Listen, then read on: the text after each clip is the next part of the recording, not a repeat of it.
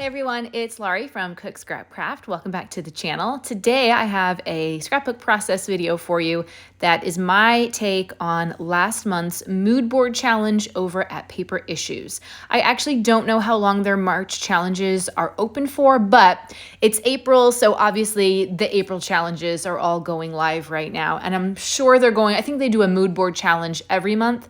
So definitely check out what the April mood board is for April. And if you're not in the Paper Issues Friends and Fans Facebook group, definitely join because they have multiple challenges every month, scrap lift, sketches, the mood boards, lots of fun different things. And there's actually like a bingo challenge, which I think you're already supposed to have requested your bingo card. So you can't play bingo this month if you're just learning about it. But lots of fun different things that you can definitely check out, get lots of inspiration. So I like that Facebook group. I used to be on their design team. I am no longer, but I still like to play along. It's a lot less stressful to play along when you're not on a design team because I can kind of just like do my own thing. I don't have to work with any specific products. I don't have to worry about if the photograph of my layout looks good or not. I can just, it's much more relaxing, a much more relaxing scrapbooking experience. So yeah, I'm doing a little bit of mixed media on the background here. So the mood board had a lot of navy blue in it. And so I went through my Tim Holtz Distress Oxide stash and found a bunch of sprays that were blue. So I've got some darker blues. I've got some lighter blues. I think that one's actually Dina Wakely. Yeah, and it doesn't spray any longer. So there's a part of me that was like, should I keep this? Because like if there's still stuff in the bottle, I can still use it in some way. But also that's really disappointing that it no longer sprays, and which I've never had problems with the Tim Holtz Distress Oxide sprays, but like every other spray I've had, it gets clogged after just a couple uses, and I think that's really disappointing. So please leave me in the comments some words of encouragement that it's okay to get rid of the non-spray sprays. If it doesn't spray, you got to throw it away, right? I think that should be my new mantra, because then I could just make room for more Tim Holtz sprays, which I know are going to last for a really long time, right? That's a good way to look at it. So not only was I taking color inspiration from the mood board, but obviously if you've seen a mood board, they're usually in some sort of grid design, and I really wanted to work with that in some way too. So all of the colors that I've used, there are 6 of them, I've smooshed them down with just regular plastic from leftover packaging. And I've done them in sort of a grid, so like 3 on top and 3 on the bottom.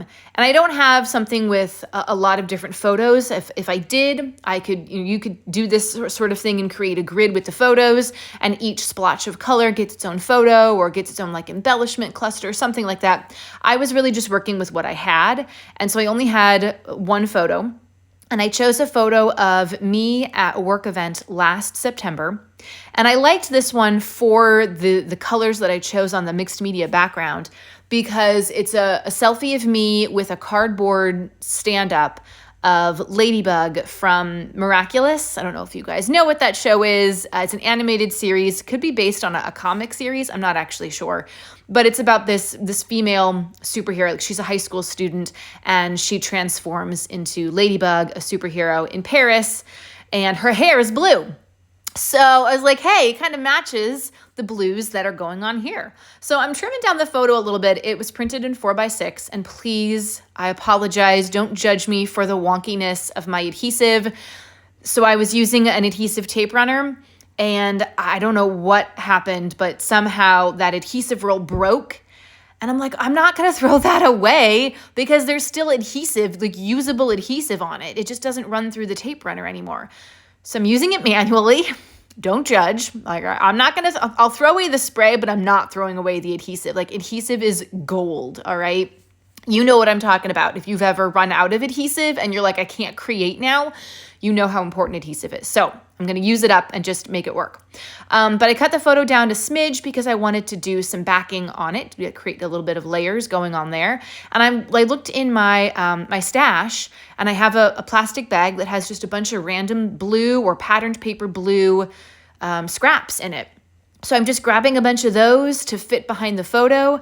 I like this technique. Chamel does it a lot. Even if you don't have scraps that are just the right size, if you have something that's a little bit shorter or a little bit, not as wide as you need it, doesn't matter. You can still use it and just layer things up, and it still works just fine.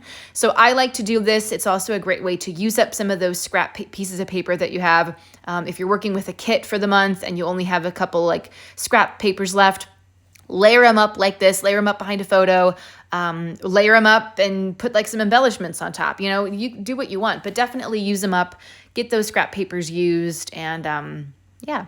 That's what I'm doing here. Then I'm going to put the photo obviously in the middle.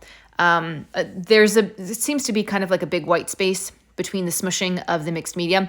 And I will say, to help that mixed media dry, you've seen me do this before. I just rolled a paper towel roll on top of it to soak up some of that excess liquid. That way I could continue on with this layout and not have to wait overnight for it to dry.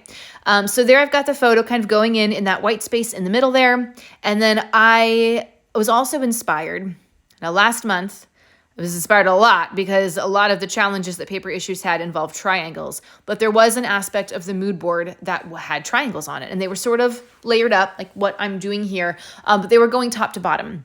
So they were actually pointing down. What I'm doing is I'm taking just, again, some scrap pieces of pattern paper in those blue colors, and I'm making triangles out of them, and I'm gonna have them going from left to right with the pointy part pointing toward the photo. I have inked all the edges of those triangles in black, in my Hampton Art ink black, just to make them stand out a little bit more. And then I'm also going to add that navy blue trim, which you saw me use last week. I'm breaking that out again so that I can add even more of dimension and that color going on to this layout. The triangles I adhered all down off camera, so you don't have to watch me do that. And the ribbon trim, I did use the adhesive tape roll because I really like that for ribbon. I think it works really well. It's nice and thin, especially for using a thin ribbon. That trim is pretty big, but the rolling adhesive works really, really well. Or you could do glue dots too, but I had the rolly adhesive, so that's what I was using. Now I'm just adding a couple embellishments. I went through my embellishment stash and just found a bunch of pieces that met the color scheme. So again, looking for lots of things with just blues in different shades, and just kind of being very random here on this layout. I like when things are just a little bit random and you get to use up stuff from your stash that you didn't realize you had or you forgot that you had. It's really fun. So I'm trying to find the right blue letters. I want the title to be Spots On because that comes from the Miraculous Show. Anytime she's transforming from marionette to ladybug, she has this earrings that she wears, and she says spots on, and then she does this transformation, and now she's wearing a ladybug print cat suit because cool. So that's what the title's going to be.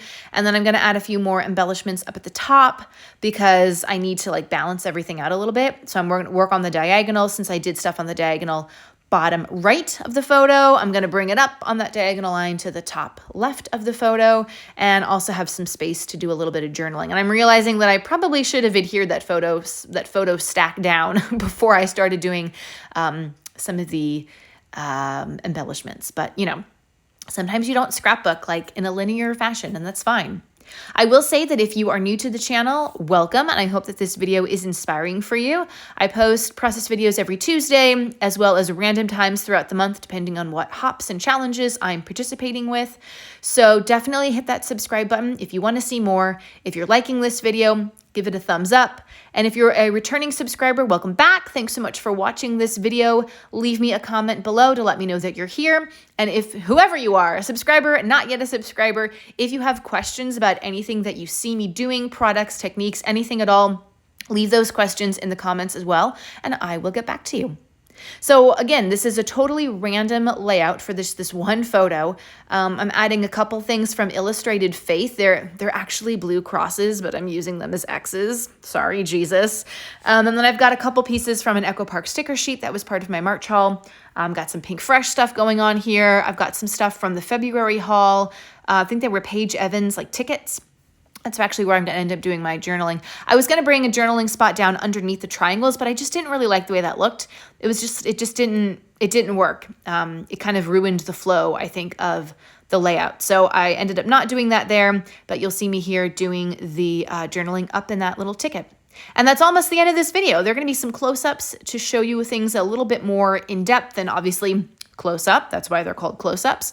So I hope that you see things in a little bit more detail and just get inspired today. And I will say that there are more process videos coming up this week, so stay tuned to the channel. It's a busy week for scrapbooking, and I'll see you guys next time. I hope that you enjoyed this video, and yeah, thanks for stopping by. Bye.